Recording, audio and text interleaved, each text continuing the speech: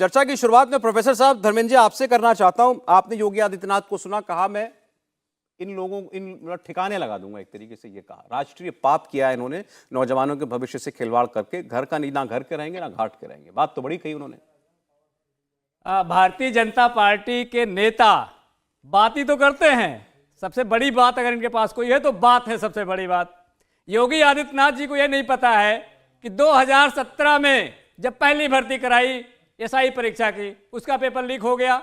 वो क्या राष्ट्रीय पाप नहीं था? उसके बाद भारतीय जनता पार्टी को यह नहीं पता है कि ट्यूबवेल ऑपरेटर की भर्ती कराई 2018 में, उसका पर्चा लीक हो गया। वो कौन सा पाप था? राष्ट्रीय पाप था या प्रदेश का पाप था? योगी जी कर रहे थे या उनके नेता कर रहे थे? उसके बाद यूपी पीसीएल की भर्ती हुई, जेई की परीक्षा हुई, उसका पर्चा लीक हो गया। तो वो कौन सा पाप था? वो कौन सा पापी था जो कर रहा था?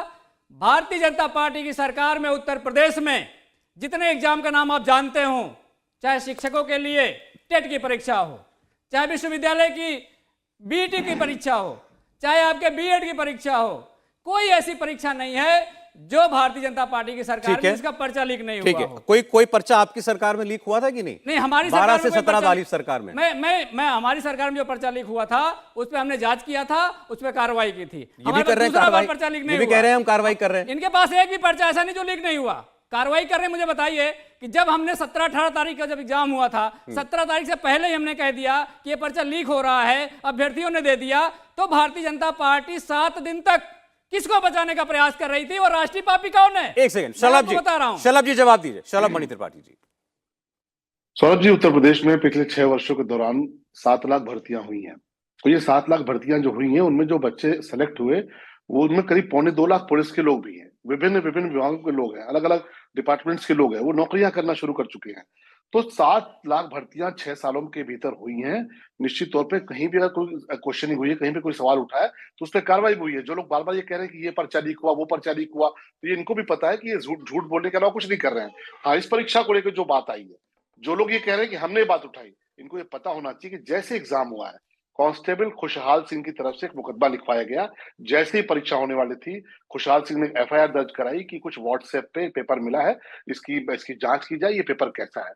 तो सरकार ने स्वतः संज्ञान लिया। क्या हम इनकी सरकार की तरह छोड़ें कि हम उसको लेकर छोड़ देते? नहीं शलभ जी, देखिए आरोप ये लगाया जा रहा है आपके ऊपर, आपकी सरकार के ऊपर, कि आप लोग तो इस पेपर लीक के मामले को रफा दफा कर देना चाहते थे, इसीलिए आप लोगों ने समय लिया। लोगों ने तो, अभ्यर्थियों ने पहले ही प्रमाण देने शुरू कर दिए थे कि हमारे पास पेपर आ गया।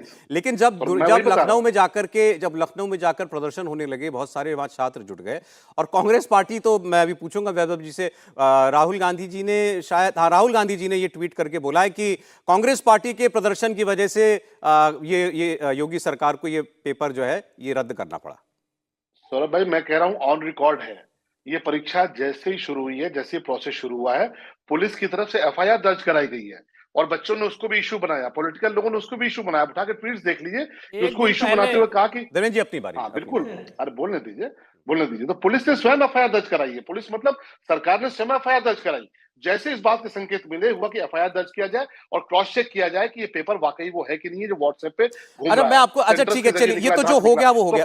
एक 5 सेकंड सौरभ, अगर सरकार ने स्वतः संज्ञान लिया, एफआईआर तो हमने कराई ना, एफआईआर राहुल गांधी जी ने कराई नहीं।